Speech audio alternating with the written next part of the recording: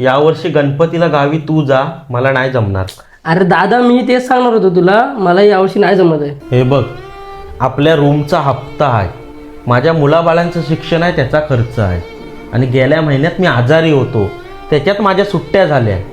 आता गणपतीला गावी जायला सुट्टी टाकली की धड हप्ताही निघणार नाही आणि काय घराचा खर्च पण सुटणार नाही. अरे हो दादा समजतंय रे, पण मी पण आता नुकताच जॉबला लागलोय. सुट्टी टाकायची म्हटली तर सुट्टी भेटणार नाही, जॉब सोडावा लागेल. आणि मुंबईच्या ठिकाणी माहिती आहे ना तुला, जॉब शोधायचं म्हटलं तर किती प्रॉब्लेम येतात ते. अरे पण यावर्षी ॲडजस्ट कर ना, मी दरवर्षी जातो ना गावी. मला काय माहित नाही, मला ॲडजस्ट होणार नाही. तू मोठा आहेस, गावच्या गोष्टी तूच सांभाळल्या पाहिजेस. तुझं पण काय कर्तव्य आहे की नाही? एकतर आपलं गावचं घर वसाड आहे, आपण एकदाच गणपतीला गावी जातो. दरवर्षी आपला 11 दिवसाचा गणपती असतो, पण यंदा 1.5 दिवसाचा पोचव आणि ये ना मुंबईला. शास्त्र कर फक्त, पुढच्या वर्षी बघू काय ते. पुढच्या वर्षी पण मला जमणार नाही, गावचं काय ते तूच सांभाळून घे. हे जर तू असं उर्मटासारखं बोलत असशील ना, तर यंदापासून वर्षवल करायची. 1 वर्ष तू गावी जायचा, 1 वर्ष मी जाणार.